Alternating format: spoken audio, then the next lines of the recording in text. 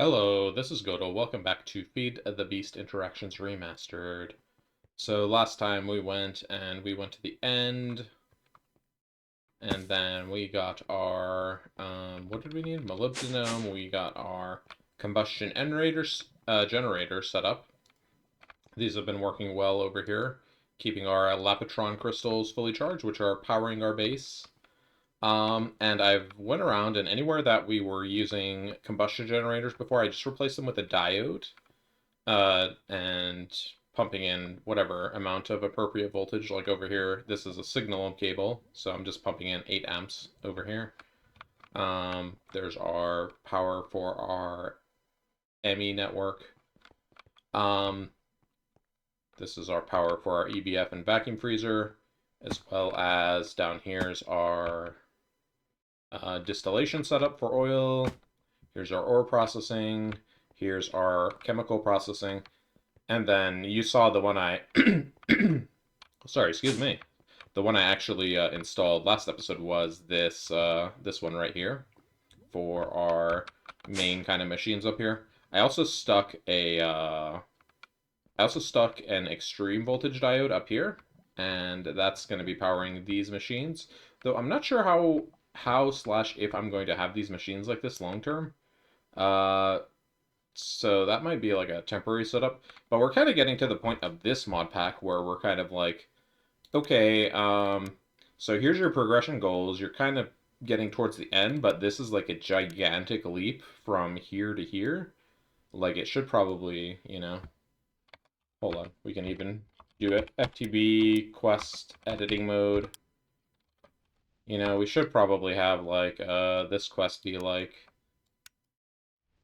down here, just doop. Whoops. Move it way down here because that's how big of a gap it is. Now it's crooked though. Uh-oh. Maybe I'll move it back so that it's not crooked. Surprisingly, whatever alignment they were using on the grid here, they did not snap it to the grid. There we go. So, like, there's a huge gap between these steps and that step, but still, one step at a time. The other thing is about this mod pack is that kind of from this point onwards, there's not a whole lot of like custom stuff for this mod pack. Like at some point the mod pack's gonna kind of break down, and instead of being like, hey, here's Feed the Beast interactions where you have a bunch of magic interoperability with tech mod, it's just gonna kind of become more Greg Tech 6 focused and Gregicality. Gregicality is the this mod that adds these multi-blocks. So like we can make a multi-block metal bender, compressor, forming press, and forge hammer, for example, with this. A lot of these are, what's it called? A lot of these are IV tier.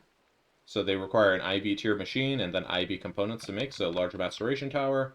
The alloy blast smelter is actually one of the blocks that you use to make a lot of the other alloys needed. It basically makes these, you have to put in dusts with weird circuits, and then it makes weird fluids. So here, let me get to something we haven't really seen. So, here we go. These are the Gregicality metals. So, miraging steel. Actually, you can see them here. All of these liquids here are the Gregicality metals. So, miraging steel 300. Merging steel? I I don't even know. But yeah, you then have to put that in the vacuum freezer to get the ingots, and you cannot craft the dust, so you have to make it in that alloy blast furnace. So that's kind of a precursor for a lot of the stuff that's needed for these multi-blocks. Like they need a lot of the like we go here, look at this random multi-block, for example. This is the large assembly factory. So this is this is an assembly machine, and it needs these large-scale assembler casings, and those need Stellite 100. And then Stellite 100 is one of these fluids that you can't make with normal means. You have to use this alloy blast smelter to make it. So yeah, there's most of these, or if not all of them, are IV tier machines. Let me just thumb through them really quick to check. Electric implosion compressor would actually be like pretty sick, to be honest. What are the recipes on this? Electric implosion compressor? Does this still need TNT? I'm curious about that, because if it doesn't need TNT, that's huge, and that's definitely something we would want. Because otherwise I don't know what would be the benefit of using the electric implosion compressor over the regular one. Because that one also uses electricity, but... So wire mill, sifting machine, engraving factory would be really nice, because with that we would be able to have multiple input buses on this thing. And then having multiple input buses means we can have different laser lenses in each input bus, and we can make more things and not have a bajillion laser engravers. Oh, they made the packaging machine be the packaging multi-block be a HV tier. That's funny. I mean, I kind of agree it is not that high tier of a thing. Everything else though. Ooh. Oh, I was gonna say the large fractionating distillery. That's a distillation tower and distillery. Is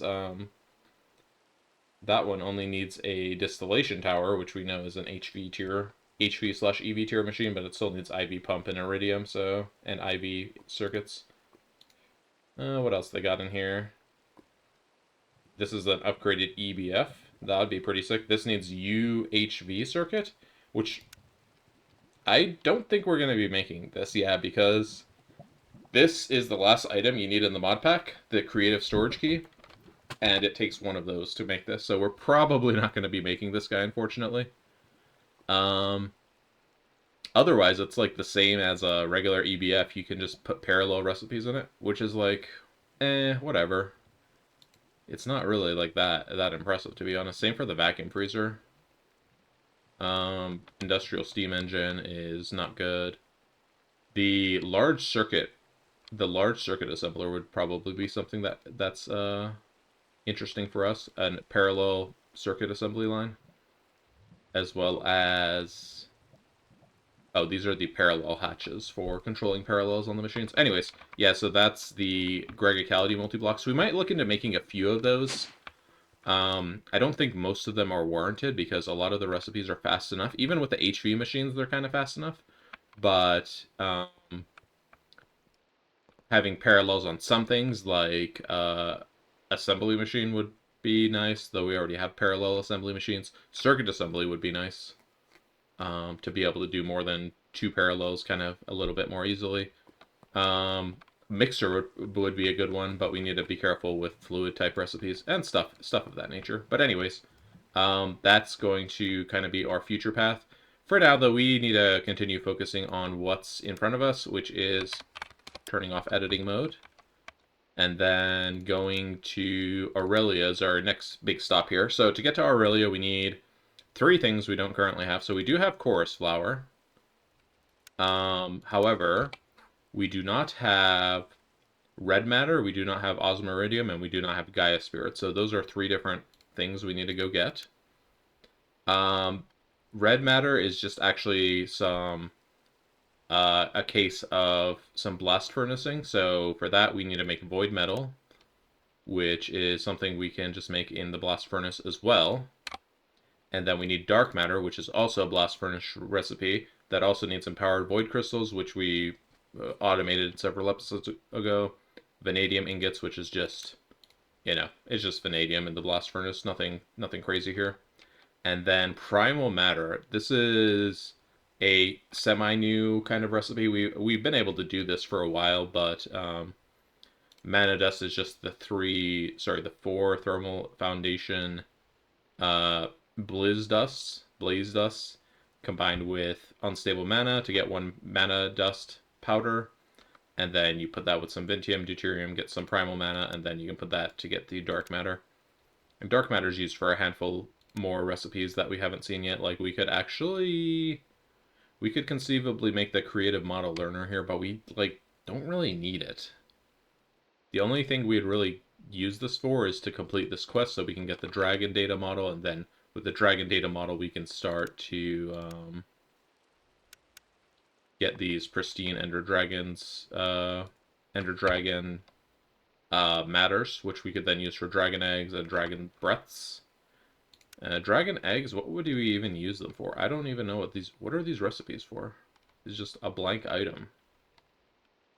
Oh, is it a, okay, it's like a upgrade for armor. Armor upgrades, tool upgrades, flux capacitor, and that's about it. What's this energy core? Draconic evolution energy core? I don't even know what, I'm not super familiar with draconic evolution stuff, to be honest. But anyways, yeah, Gaia Spirit's another item over here. Red Matter's another item over here. So we need to be making... we're going to have to start looking at making the items over in this chapter. So... we talked about that. Altar. So Blood Altar is pretty much done. I had ordered a bunch of Runes of Sacrifice. This is not as many as I ordered. Wait, yes it is, okay.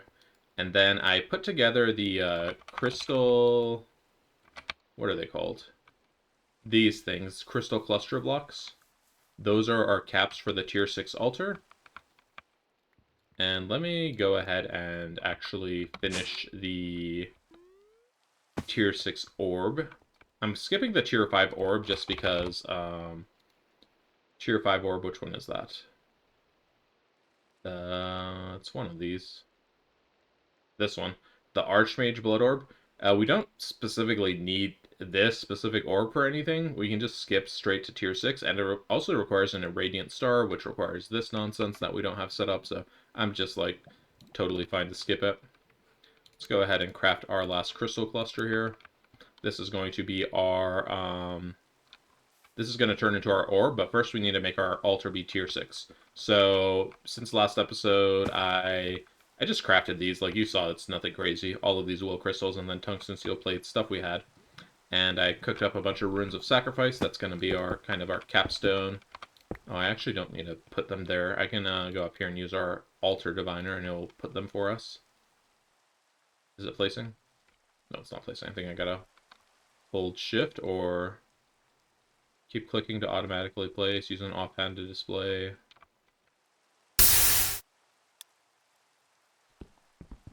Okay, I think. Oh, I gotta shift right click, okay. Let me spam click a little faster there. Alright, there we go. Are we tier 6 now? Should be tier 6 if everything went correctly here. And I know these Runes of Sacrifice don't really scale all that well with the Mob Agonizer, but like, it's fine. We don't need a super duper speedy altar. Where's my Divination Sigil? Yep, top left corner says it is tier 6. How much blood are we generating?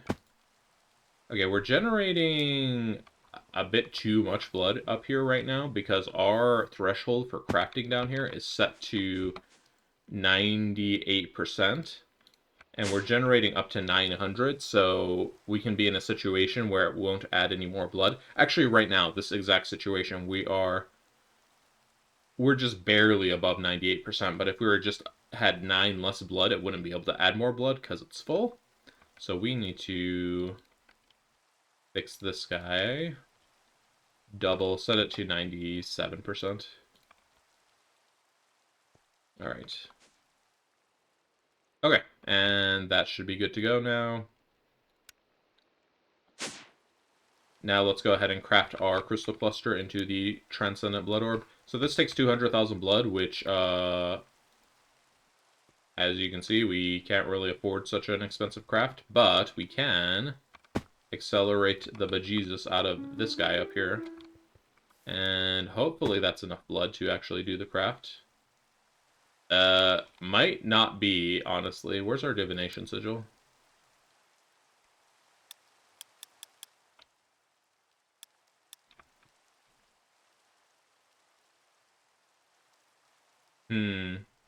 Oh, no, it was. Okay, we made it. And it stole our orb away because it thought it was a crafting item. Alright, grab our orb. Transcendent Blood Orb is now ours. Go ahead and hit that up so we become the owner of it, and now pop it in there, and yep, all of that blood's going into our network. Our maximum capacity is increased. I don't know what the Transcendent Blood Orb base capacity is. Transcendent Blood Orb. Apparently 30 million, so that's gonna be, quite a lot of blood going into it for a while. Faster than our thinger over there can produce, certainly. So yeah, not in a rush to fill the network up. That will be nice for if/when we use the Infernal Deconglomerator later, that it's like just topped off and ready to go, But, kind of wraps up blood magic, to be honest. So we will continue being able to use these for crafting slates if we need to craft more slates, but otherwise, like, we don't have a whole lot more progression to do in blood magic. Alright, so next kind of big steps of progression are going to be uh, getting to the next tier of things, IV age. We need to make an RTM ingot for the quest.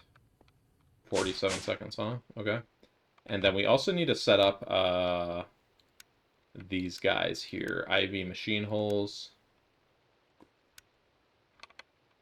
So let's go ahead and do that. Per usual, we are just going to do this. We're going to get a wrench because we like our wrench recipes that use less space up in our molecular assembler. Speaking of, how's our molecular assembler room anyways? We're on page 5 out of 9, so we still have like plenty of space left in there. Okay, so that's set up. We need this guy now in the assembler with the fluid. Always forget the fluid. So, oh, and this one needs to be, what tier is this? We can still do this in LV, so we're just gonna put this in our assembler, regular parallelized machines, right there. Move that there so next time I search that up, it will collapse that line. Okay, IV machine holds done. We can go ahead and take this RTM ingot out, and I will go ahead and also request an IV machine hole. Oh, we need platinum cables. Okay. Platinum. We have platinum 4x cables, but you can't just like break them down, so you gotta make different size cables separately. So platinum cable is gonna go up here, and we're gonna use styrene butadiene rubber for that. Then PVC and platinum wire. Looks good. That goes in assembly. And I think we're good to make the IV machine hole now. There goes, just mixing some tungsten steel plates. And there goes the machine hole, and all done. Alright. Alright, let the quest be complete. There we go, we are now officially in the IV age. Oop, big sneeze there. We're in the IV age there, gave us some tungsten dust, and 100 experience. Wow, amazing. And now we can work on the IV component mass quest. I don't actually remember if we have everything we need to make here. So we need tungsten cable X2, and we need tungsten cable X1. So let's get those recipes, I guess. Tungsten cable. I'm pretty sure I don't have either. Tungsten. Actually, I don't think we know how to make tungsten ingots even. So I guess I have a couple things to do here. So tungsten cable X2. This one. Oops. With the styrene rubber. And then we need tungsten ingots itself, so we're going to do this recipe here with the helium. And we're going to get tungsten ingots. Place the hot ingot with that one. So one goes to EVF fluids, and the other go to assembler. This one. I should probably name this something else, so that it's not showing up at the top of my list, huh? And then I can shift click stuff in there. So that's the plus tier assembler that is here. So instead, let me just put up tier assembler. So now if I search assembler, it's going to be this, and then I can just shift click recipes in here. Okay. And we might need we might need to go put more pattern cards in there. At this point, like, we actually have enough power going into our system. I'm not worried about wasting power, per se. Our system is still using, like, what are we doing over here? 2,000 EU per tick, but it's also counting whatever the Spectre Energy Injector is doing. Which, honestly, I have to go look at our space station. I don't know if I still have the miner up here plugged in. Please don't hit me. Okay, we're gonna die. Nope, we're okay. So for some reason, when we come up here, the oxygen vent, it's not chunk loaded because we know it's not chunk loaded. We kind of did that on purpose. It like takes a second to start running and do the calculations that, oh yeah, there's oxygen in here. So I think I actually am going to go ahead and go to the claim chunks and chunk load that chunk. And I don't remember these carbon collection cartridges have durability. Hopefully not, but they don't seem to have taken any damage yet. And this will just keep it always oxygenated in here. Let's see. Yeah, our laser drill here is still in fact running. How's our supplies here looking? We're good on, like, we got iron for days, copper for days. Got a lot of these ores. Ooh, obsidian. I'm actually going to grab a bunch of this because I was looking at our EMC. It wasn't looking too great, and yeah. Here, I'm going to just grab a whole bunch of this. And then I'm going to grab my white baggie. Throw that in there.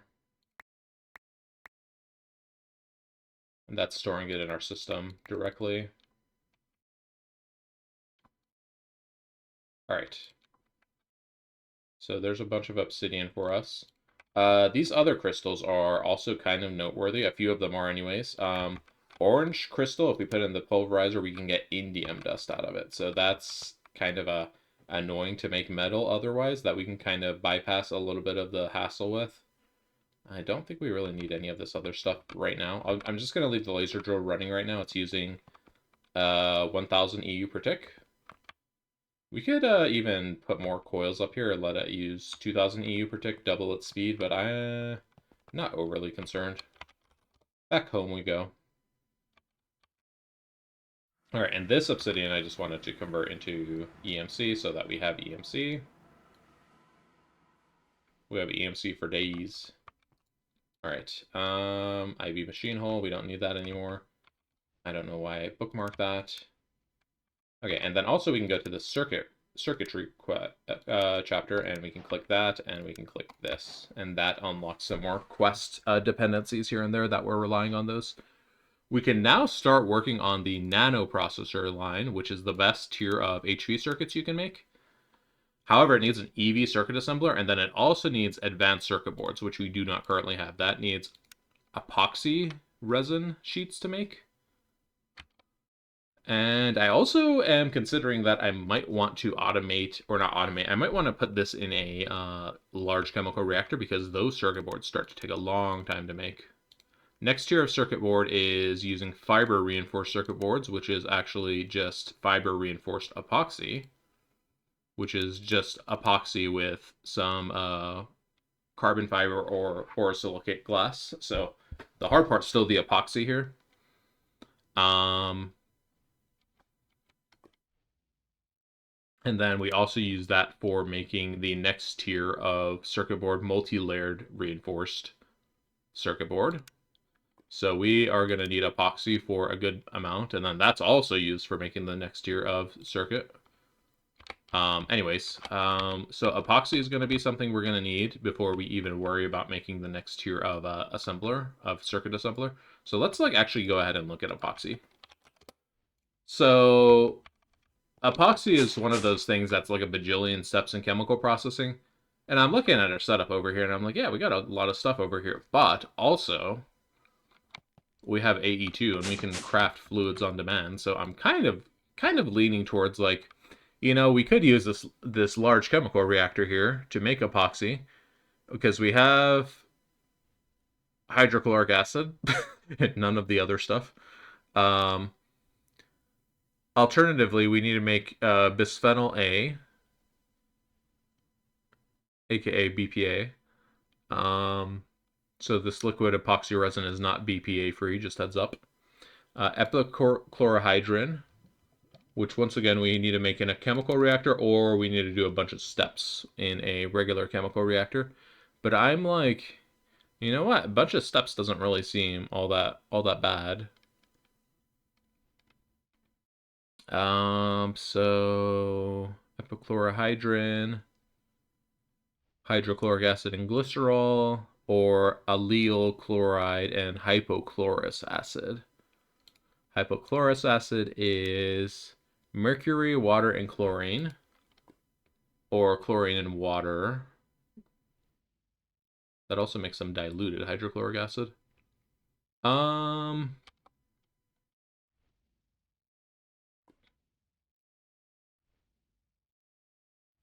and then what's the allyl chloride? Allyl chloride is propene and chlorine. What's the large chemical reactor recipe for epichlorohydrin?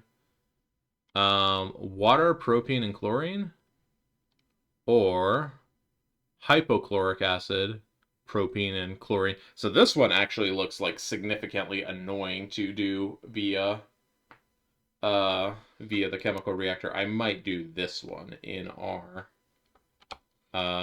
regular chemical reactors. What's the other option here for epichlorohydrin? Hold on one second. There was, I think I saw glycerol. Where do you get glycerol from? Byproduct from biodiesel. We could turn biodiesel into cetane diesel, like that could supplement our diesel production. That's like a maybe, but how would we? So we would need either massive amount of seed oil or a massive amount of fish oil for this. So seed oils, we'd also need ethanol or methanol. So seed oil and fish oil, let's look at those really quick. They come in exceedingly small quantities from seeds, so seed oil is probably not a sustainable method unless there's something that gives a lot of seed oil. I think peanuts are usually something that gives seed oil. Peanut. Can you? Oh no, not in this mod pack apparently. Okay. So seed oil is probably out, and then the other option would be fish oil, which again would only come from extractors in pretty low quantities. To get 54,000 of this would be a lot of fish. And to get the fish itself, we would use a botanical fisher. It's actually not terribly expensive. We would get... Here, let's look at how much this would be here really quick. This is 40. We get a clownfish and we get a pufferfish. So we get 40% of a raw fish, 15% of a clownfish, and 5% of a pufferfish. So every operation we would get 40% of this, so 40 times 0.4. And then we would get 15% of this, so 70 times 0.15, and then fish oil from pufferfish, 5% of this, plus 30 times 0.05. So that'd be about 28 fish oil per operation of the botanical fisher. And it runs twice a second. So we would be looking at 56 fish oil per second. And for the fish oil to be used for this recipe, we would still need ethanol as well. I mean, we're gonna need more glycerol than that, right? Like, that's just too slow.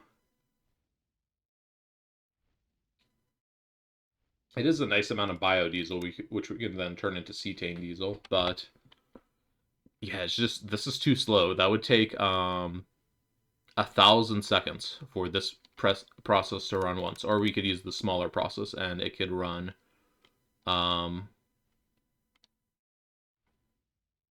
Much slower. Oh, there's another glycerol recipe that is cheaper. I didn't even see this one. 500 glycerol with 500 fish oil. Or seed oil. That one's not as bad, but still, I think we're gonna just stick with the other chemical processing way. So, epoxy, what the heck? Oh, I put expoxid. No wonder I'm not finding it. So, epoxy resin.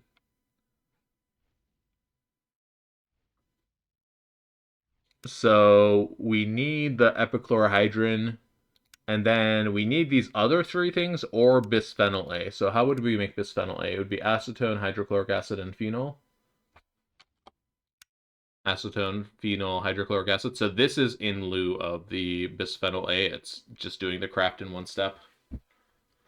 Um,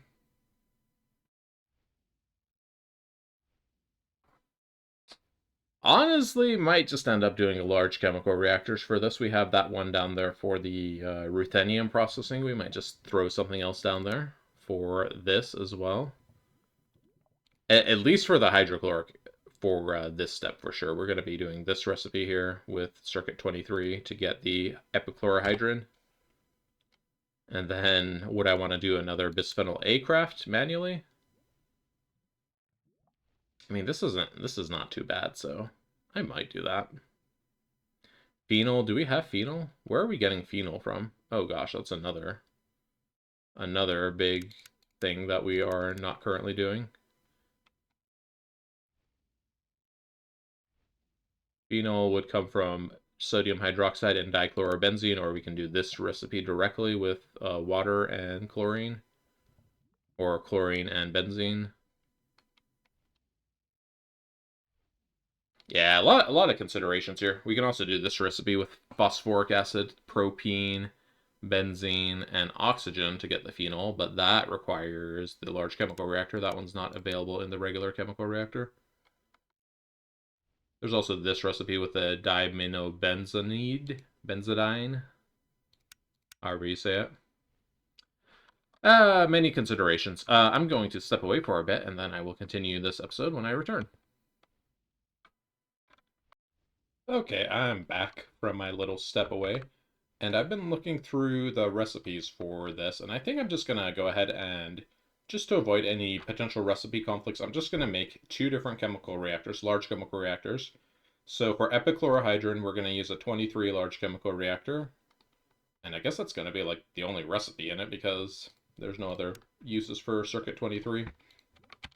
And then that's going to give us our epichlorohydrin and then some byproducts. And we are also going to use, for phenol and acetone, we're going to use this recipe here.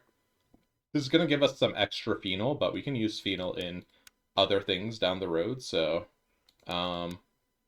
not worried about making extra, and we will eventually get our, what's it called? Wood vinegar and charcoal byproducts distillation and stuff up and running from sludge, and that will also kind of close the gap on acetone if we just end up having a ton of extra phenol. But for now, I think those are the only recipes I need to make, and I should be able to make all this stuff. Oh, and phosphoric acid. How much phosphoric acid do we have? We have 61 buckets of phosphoric acid, so that's enough for like 616 recipes. Probably sufficient for a while. We can probably automate phosphoric acid later if we need more phosphoric acid. How do we automate that? Phosphoric acid.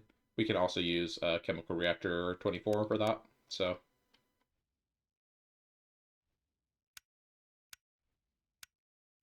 this is interesting. I guess what makes this and that not conflict if you put them both in a large chemical reactor? If you put multiple copies in a large chemical reactor anyways. Let's go ahead and build our large chemical reactor. So let's get LCR set, 2 of them. And we're going to have a bunch of leftover blocks, but that's okay because we're always going to be using extra. We're always going to be needing these probably. So let me get my healing fragments out for a second just to fix my health. Not that we're like in any danger in our base here, but like I just don't like seeing our health so low, you know what I mean?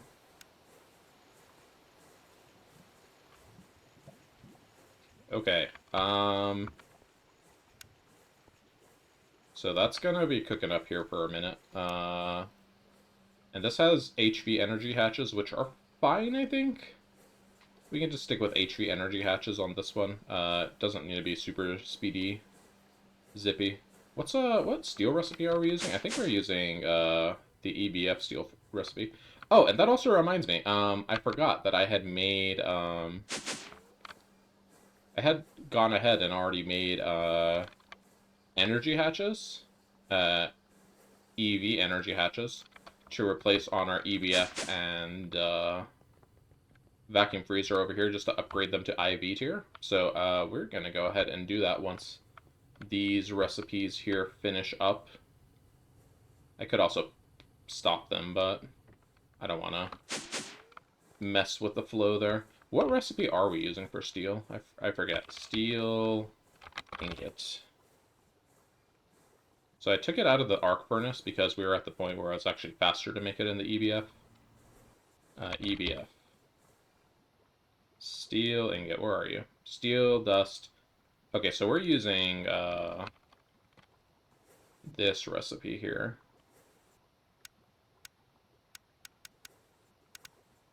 So we're using this one right here with the iron dust directly into steel, so we're not using wrought iron.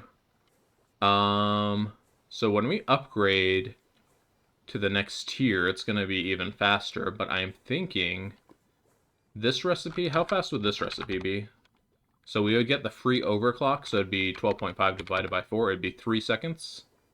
I think the other recipe is going to continue to be faster for, I mean, it's going to be cheaper energy-wise, but energy is not really the concern as much as the speed, so we'll reevaluate once we get to a higher tier of coil and or power. But let's see what we need to do over here to set these up. So I need some flux points. Flux points. Actually, I just need one flux point. Wait, I don't need any flux points now that I think about it because we already have one here. So don't need any flux points. But to actually give these power, we either need to use a diode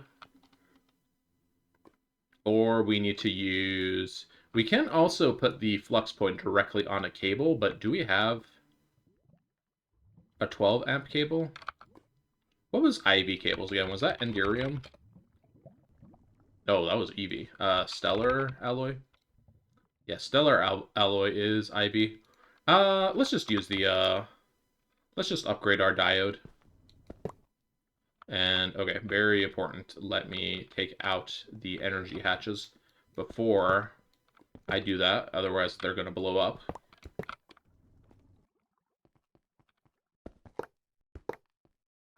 Alright, hook those up. Fun fact, you don't actually need the input side facing the cable, so that will charge up. Diode, we need an extreme voltage diode. Very quickly crafted, thank you. This side, however, the voltage, the output does matter, so tilt that upwards. And yeah, we can see these are charging up. We can up this amperage to 16 amps. And this is gonna like really be draining our power when these machines are running. But yeah, you can see these over here have power going into them. I'm still gonna point them upwards anyways, like they should be. So yeah, we are now IV tier EBF. Oh, and one thing that's also available to us now, just we'll mention it, energy input hatch. There are these energy input hatch that are multi-amp inputs, and they have a bigger power buffer as well as a, they accept more amps. But if we put one of these like EV 4 amp energy hatches, it doesn't let us actually do IV recipes, even though we get 4 amps of EV. So the recipe is still capped to your energy hatches tier. Or if you're using 2 energy hatches of the same type, you can get 1 plus tier. But you cannot get overclocked tiers with the multi-amp hatches. So that's just something I wanted to mention if anybody was following along. Okay, and we got some energy hatches now, which could have gone for our LRCs, but too late for that. So let's do really quick steel ingot. Steel ingot. I just want to see how fast this is now. Let's do like 128. Oh yeah, 12 ticks each. In fact, that's so fast that our what's it called over here is becoming a problem. Our fluid conduit. This doesn't really need to be blocking here. This can just go full bore, I feel like. So yeah, look at it slowly eating that oxygen, or I should say quickly eating it. We're getting 4 steel a second now with that recipe. That's pretty nice. So this one is 12 ticks for 1 steel. Let me get the other recipe really quick and see how long that is. So iron ingot, no, iron dust rather. And then carbon. And the recipe for this in the EBF is no circuit. Okay, so hopefully this doesn't start crafting some weird ingot. There's no carbon ingot, is there? No. Okay, so this should be non-conflicted here. Let's see. So this is doing 4 in. Can't actually tell how long this recipe is taking. It doesn't explicitly say. You need to use the scanner. So 62 progress. So that's 3.1 seconds. So 3.1 divided by 4 is 0.7 seconds, and the other ones were taking 12 ticks, which is 0.6 seconds. So this is just barely slower than the other one. It is more bulk, though. More bulk processing. But for now, we're just going to stick with the faster one, so. Okay, cool. Steel ingot. Yep, got a nice stack of steel ingots ready to go now. All right, let's set up our LCRs. And LCRs we can kind of set up anywhere. I was thinking it's time to maybe move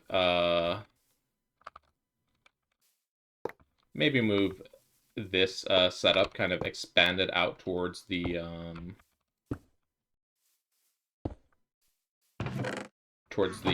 kind of our opening over here. Get some more multi-blocks going over here. So I think we will go ahead and put our LCR multi-block over here. And we got some cables running under here already. Are we gonna have room? Yeah, we'll have room. We can just pull channels off of here. No problemo. Just need to make sure we do not connect to this guy right here. Okay, and then power is, we can deliver power as well, no problem underneath. All right, fill that back in. We're gonna need one more row here. Remove that candle. All right, let's build our, let's go ahead and build our LCRs here. How are we gonna want to do power here? I could just like provide 1 flux point per energy hatch, which would kind of simplify things, but then there's going to be flux points everywhere. Flux points aren't the cheapest thing to make, but they're not like horribly expensive either. Would we rather have that, or would we rather have a wire running under here? Honestly, I think a wire is fine. We can have 1 flux point in the middle, and then we can have a wire going on either side for the energy hatches. So yeah, let's go ahead and plan for that. And since these are going to be HV, I'm going to use signalum wires. And that will prevent it from blowing up the... what's it called there? Prevent it from blowing up the HV energy hatches. There's our wire cutter. There we go. All right, stick the flux point right there and hook it up. All right, and that should be good to power whatever gets hooked up to these. So we can go ahead and hook up our energy hatches. I'm just going to grab all of this now. Dump this out of here. We're probably going to want some quad hatches here, so let me get some quad... We have a quad output hatch. Let's get another one of those. Wait, what does this recipe use again? Hold on. The recipe for the epichlorohydrin, it makes 3 fluids. Okay. Since these are going to be in 2 different chemical reactors, I don't want the outputs to collide. Though I could just use one non-nupal output hatch if I wanted to. Thinking about that. How's our space under here going to be looking? Oops, dropped my knife. We're not going to have a great deal of space. I'm just going to use 2 output quadruple hatches. So let's make 1 more of these, and then let's make 2 input hatches. We are not going to need these kind of input and output hatches. We will need an input bus on both. We will need... do we need an output bus on both? I don't think any of the recipes we're making here are going to be making any items, so we might not need any output buses. Nope, not doing that. I could just, like, plan to have... How about I just plan to have the output bus anyways, just in case we put more recipes in it later that need it. But, okay, so energy hatch is going to go right here. Please don't explode. Okay, good. Alright, so those are getting power just through that weird little cable noodle there. Can go ahead and hook this up. That's not going to be any connection here. The middle is... I guess we could have our output bus be in the middle to be shared from both of these chemical reactors. And then I don't know if we're going to need anything else here in... We can put a non-nupal output hatch. Let's just put a output hatch, non-nupal. We can screwdriver this into a output hatch, right? Yeah, okay. Alright, let's just do a non-nupal output hatch. That way both of the machines are hooked up. Because realistically, it's only going to be like, it's only going to be 2 sets of recipes running. Okay, the quadruple hatch just finished. Alright, let's continue building up our large chemical reactor over here. So in the middle, we need to have the pipe casing, and then we need to have them have a cupronickel block coil, and we can have them share that. So that can go there in the middle, so that saves a little bit of materials. Not a great deal, just a little bit. We can go ahead and put our controllers here in the front. And then the rest of this, we just got to kind of fill in. I'm going to have most of the inputs and outputs on the bottom, I think. So I'm just going to go ahead and fill this all in with blocks, assuming that we are not going to be using this upper space all that much. Okay, so then on the bottom... Also, if I need more room down there, I can move the energy hatches, like, back here, I guess. But, so on the bottom, we're going to need our input hatches. So let me go get all of my hatches.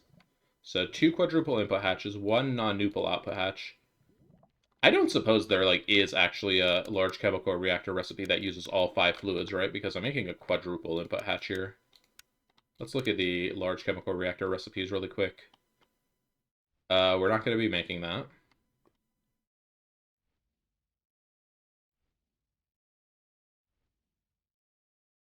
Nope, so the only thing that uses all 5 is high-octane gasoline, which we are not going to be making, so... Okay, let's put our non-nupal input hatch, output hatch, right here. And then we are going to need our input buses, and we are going to need our output buses. I'm looking at the cables down here. I'm like, oh, we don't really have a lot of room to play with down here. Let me reevaluate the space here. So the chemical reactor is going to come all the way here. So there will be room for stuff along this side here that's not going to hit this cable. So, okay, I just needed to double check the space there. Thank you, weird momentary what's it called? Momentary elytra. Okay, so for this, then we want to... We can just put the input hatches on the back. And then we're going to need the input buses. We're going to put it directly next to it. And I'm going to put the buses downwards. Put the hatches downwards as well. Middle, I don't think we're going to need. So we can have that just be blank blocks. I don't think we need any other blocks here. So that should be that. I didn't leave a way down for myself here. Okay, here we go. So this is going to be our 24 circuit. And this one's going to be our... Wait, that's the output bus. This one's going to be our 23 circuit. So this one is going to be just for the epichlorohydrin recipe. This one right here. All right, and now we just need to hook up our interfaces. So we're going to be using a...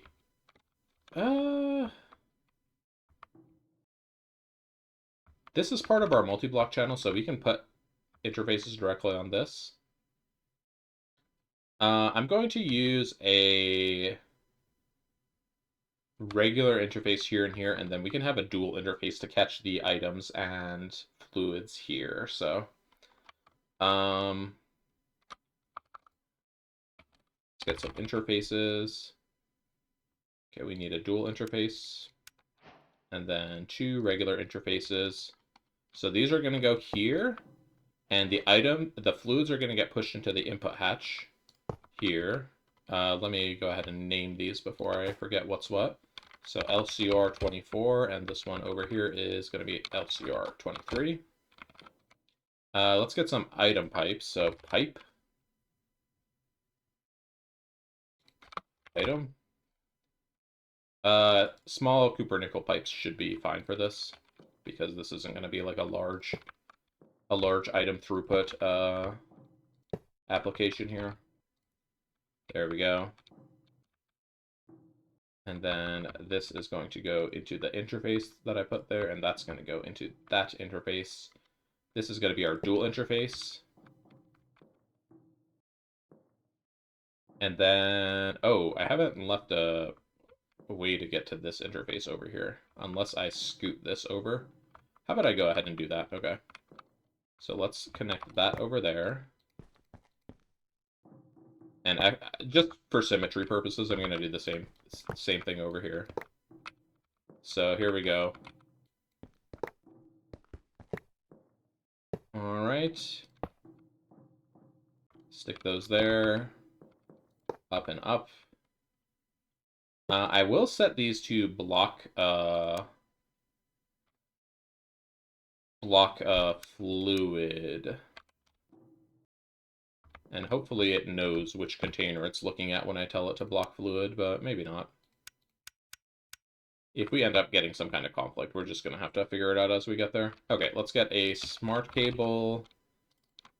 And this needs to be a different color than black, so let's do red. It's fine here. So stick that up there, get that interface, get this interface. Okay, and how many channels are we on over here? We should be on 5 channels now, right? If I need more channels down this way, I can always set this to dense, and that'll give 3 more channels down there. Okay, so this is all set up now. I did not name this interface here. This one's still named, right? Apparently not, or... yeah, I don't know. LCR 24. And this one is LCR 23. Okay, and this is catching all of the inputs, or all of the outputs, and this setup should be good to go now. So, there we go. Let's put our extra casings and stuff back so I can use them for next time. And then let's do a... oh, we've got to make the recipes first, huh? Yeah, probably. So let's make our recipes. So this one's going to be our LCR 23 recipe. So chlorine, propene, and water. We don't care about salt water, and we don't care about hydrochloric acid. Those are just going to go into storage. Where's salt water gonna go? I don't think we have a storage for salt water, right?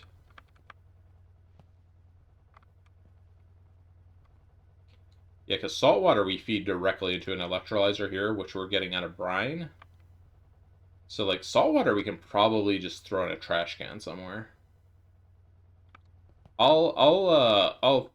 For now, we're just gonna store salt water. Maybe it's not gonna make that much, because we're not gonna run the recipe that much. Whoops, didn't mean to make that again. We can get our actual liquid epoxy resin recipe, though. We don't want the diluted sulfuric acid and the salt water again.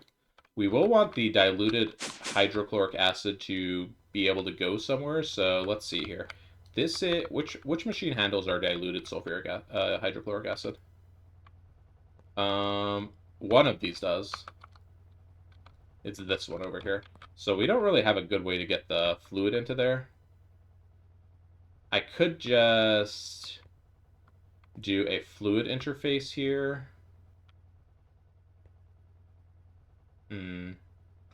I'll either need to do a fluid interface or a fluid storage bus or something to pump the pump that fluid into our pipes here. We're also low on channels over here. I'm gonna need to think about that. Let's do a fluid export bus. Do we still have our fluid trash can with the terminus pipe? I don't think we do.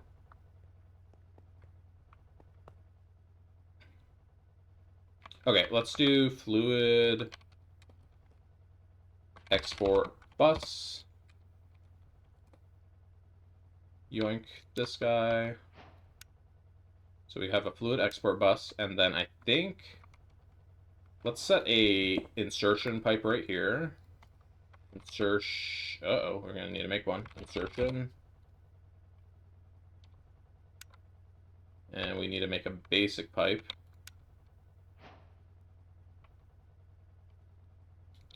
I don't have these automated because these are like old time eras of items here. Okay, so insertion pipe, fluid export bus. That's gonna work, right? We're gonna need a capacity card. Capacity. Here we go. And just stick that in there. So now we can put up to 5 fluids in here. And we're just gonna have this kick out salt water and what's the other one? Diluted hydrochloric acid. So diluted hydrochloric acid should end up over here. And salt water we're going to hook back up in a moment. Let me get a smart cable here to hook up this export bus. And I don't know how much fluid that's going to kick out, but these are usually pretty slow, so let's make some acceleration cards. Acceleration. I think like 1 should probably be enough. Alright, and then we need our fluid trash can. Trash. And then we need our terminus pipe, which at some point I took apart, I guess. Fluid trash. Where would it make sense? How about right here? I think would make sense. I don't want it touching any of those other blocks though. Let's do it right there. So fluid terminus. We want to terminate water, and we want to terminate salt water.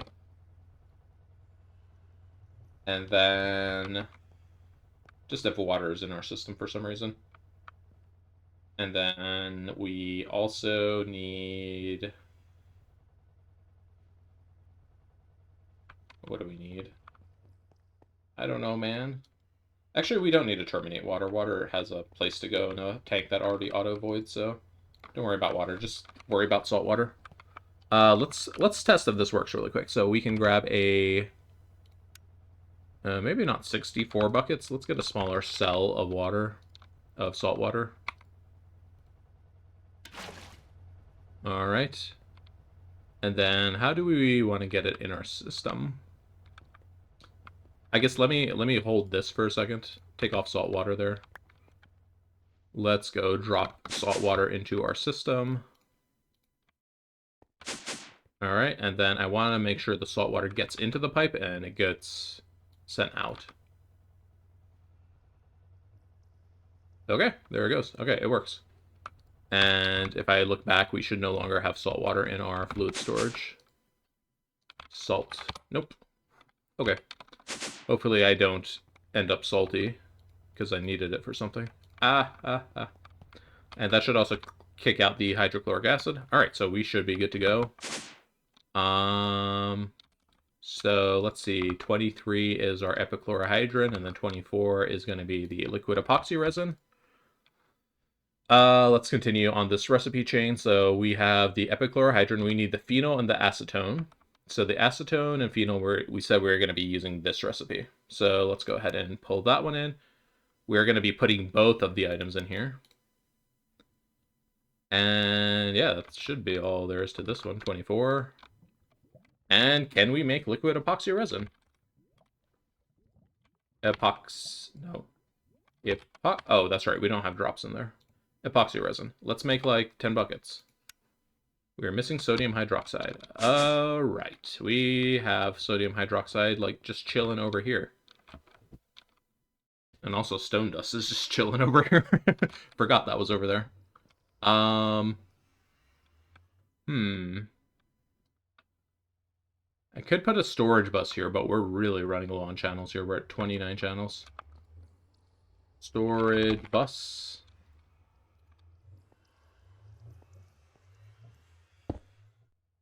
I mean, at this point, we don't need to worry about the channels anymore, right? Because we're already about to be out of channels, so we can just put a regular cable here. Partition the storage. Set it above priority, I guess. I don't know. Okay. Sodium hydroxide should be all set now. So let's try epoxy again. Epoxy resin. Epox. All right, here we go. So yeah, as expected, it just kind of dumped all the fluids in there. It doesn't know how to do blocking with fluids when it has two inventories connected. Kind of annoying, but that's fine. Everything should still work over here.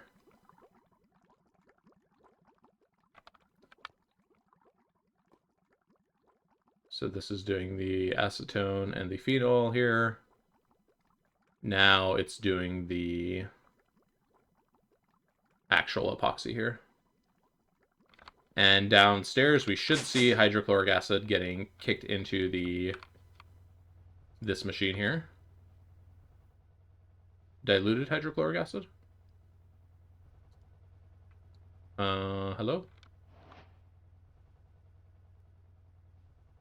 Oh, there it goes. The export bus is just a little slow. That's fine. We don't need the export bus to be super quick. All right, and this is just gonna slowly convert that back into regular hydrochloric acid that we can reuse.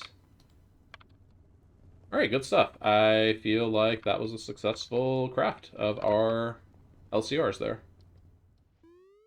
Now, I did show off a build. It was in a separate video, kind of like separate from this, where we can use this. We can use a concept to actually use program circuits universally in these large chemical reactors.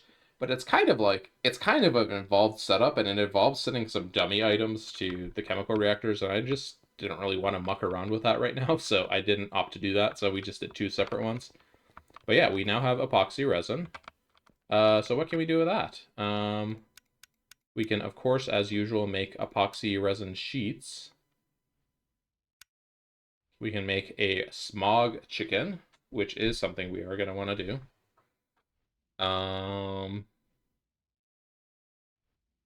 But that can hold on a second. Let's do the epoxy sheets first. So epoxy sheets is what we need to make these guys.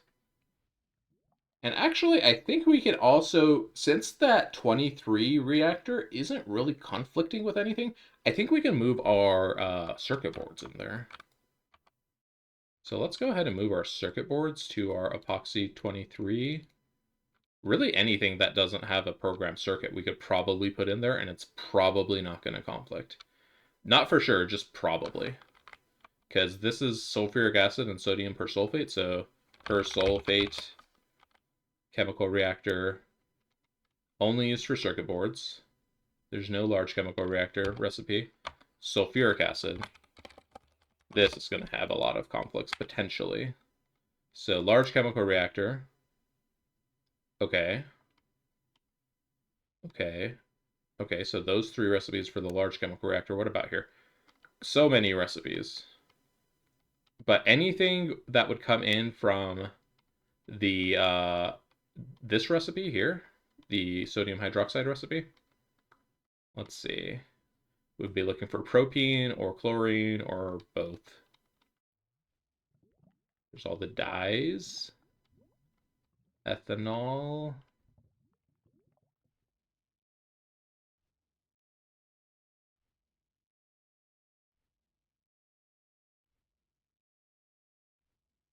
Oh, we could do a inert metal mixture in here as well to get our... Well, no, we're already doing that downstairs. Never mind, we don't need to do that. All our circuit boards. Yeah, so that should not conflict either. So we should be safe to do our circuit board recipes in our 23 reactor. So LCR 23. In fact, because we're doing that up there, we might even want to make it be EV tier, because this gets free overclocks. So let's go ahead and do that. So energy hatch. We should already be getting HV power right here, or 8 amps of HV here. So this should be good to just hook up with a signalum cable. Plop and plop. And that's an EV LCR now. So we go over here. EV recipes, EV speed, and let's do our circuit boards now. So circuit board, we need to make epoxy circuit boards. So this is going to go in there. Then epoxy sheet is going to go into our fluid solidifier right here. We're going to need to make... Okay, so we're making these. We're going to need to make the actual circuit board part of them. We will use the sodium persulfate recipe. Whoops, we need the fluid. Always putting it in the wrong assembler there. Do we have electrum foil? Foil. I don't see gold foil or electrum foil, so we're going to need to automate both of those. Here's... Whoops, this is in the wrong thing again.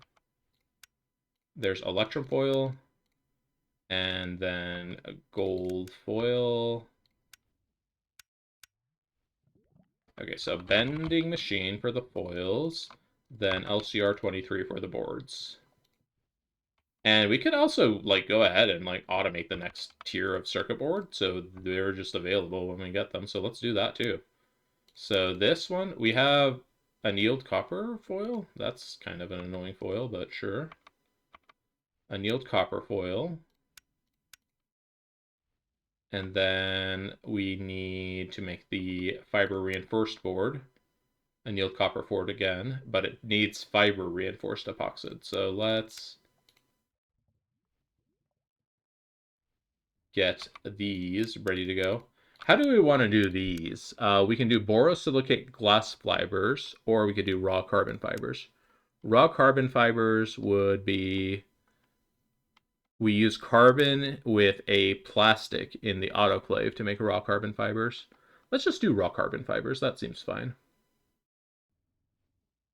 I'm looking at this and I'm like, how concerned are we with saving carbon? 9 epoxy resin is like dirt cheap though.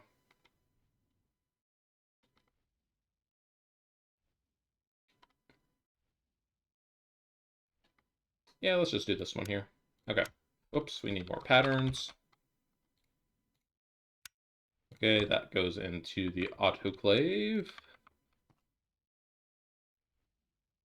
What else do we need here? All right, then we need to actually make the fiber reinforced sheet. So that is chemical bath. Of course, I put it in the wrong terminal again. chemical bath.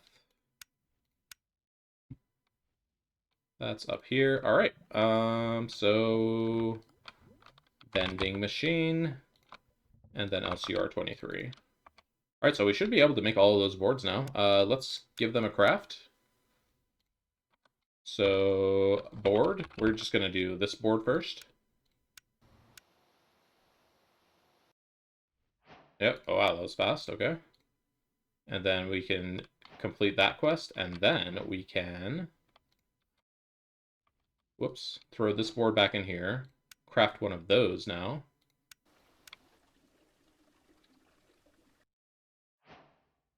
Very quick. Complete that quest as well. We could also make the multi-layered boards. Hold up. We keep going. We keep going here. So the multi-layered board, again, is just more annealed copper and this, so. Oh, wait. No, that's... Did we make that one? We already made this recipe. That's not what I meant to make. This, the multi-layered board here. That needs palladium. Palladium foil. I'm in the wrong terminal. Multi-layered board. Palladium foil. Loop. 23 for this one, and then LCR, not LCR, vending machine for the palladium. I don't think we have palladium though, right? Palladium. We have like palladium dust, but not like ingots. So how do you make palladium ingots? Gotta cook it in an EBF? Okay, that doesn't seem too bad.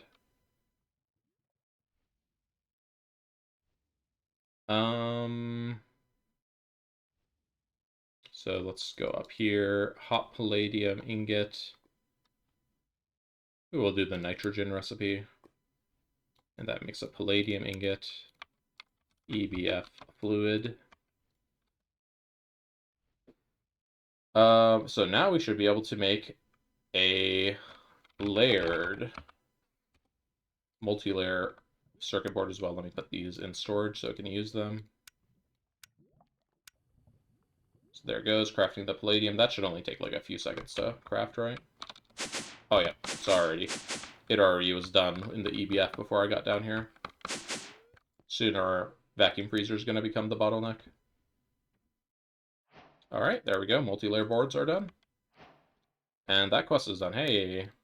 And now we can do the wetware life support boards. Now we're not doing this one yet. This requires a bunch of extra junk out of nowhere. So, also LUV stuff. So, but yeah, we got up to this circuit board now available for us, which we can go ahead and set the elite circuit boards. What are those going to be used for?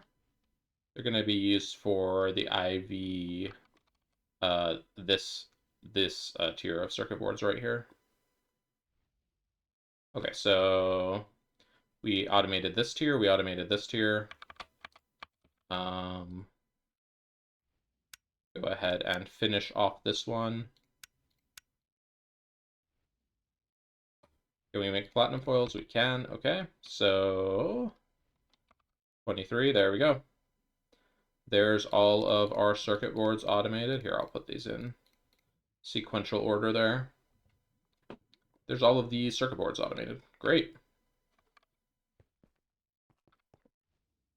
Okay, next time, since we've automated circuit boards, we can now work on stepping up our circuit game with the nano processor, which is craftable in the EV circuit assembler. So that's going to be next episode. What do these take also? Oh, these take polybenzimidazole, never mind, we can't make those yet. It uses less of them, and then it's faster, but this is stuff we cannot yet make. So we will be making nano CPUs, I guess. I think this is one that requires stuff and things. I must be thinking of qubit. Yeah, qubit CPU needs quantumize and liquid gallium arsenide. Or it also needs indium. I think it normally needs this recipe. Indium gallium phosphide. Actually a little surprised that that recipe is in there. It's kind of like a shortcut recipe. You use more radon, but then way less indium. But that would be used for the quantum processors, so. Which we are not at the tier of making yet, so I don't know why I'm worried about that. Anyways, next time, we're going to be upgrading our circuits, and then we're probably going to be looking at upgrading our machinery.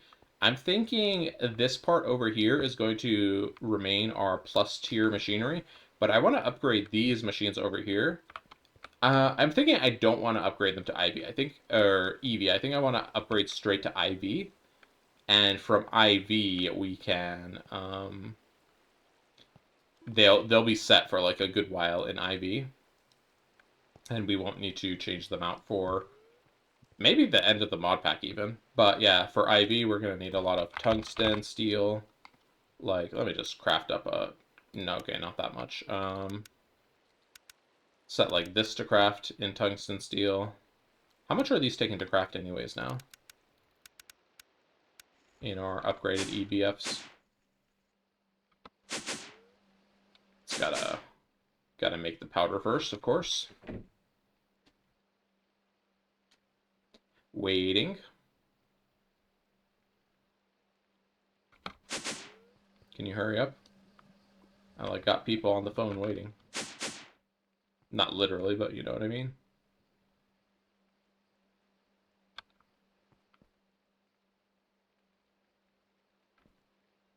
Okay, what is it doing actually? Hold on.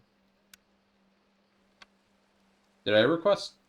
Oh, I requested the dust instead of the ingots. Whoopsie. All right, here now let's go to the EBF. Yeah, 17 seconds per per tungsten steel ingot is good. And how's our power looking? I mean, it's certainly fighting our power, but our production is 32,000. No, not 32,000. What's our production again? It is 2048 times 3 times 4. It's 24.5 thousand. Okay, so this is like actually crushing our production at the moment. We're definitely using more than we're making. No, I mean obviously we're making more there, but I don't think the EBFs are running anymore. Yeah, they're not running. Okay. Okay, but anyways, next time we will be doing that. We're going to need to automate tungsten, or we're going to need to get more tungsten going to be able to make all the motors and robot arms and pistons, etc., that we need for all our machines. So I'm probably going to do just the automation of making all of the stuff to make all of the things next time, and then we'll actually go ahead and craft it. But until then, if you're enjoying the series, please leave a like, comment, subscribe, and I will see you next time. Goodbye.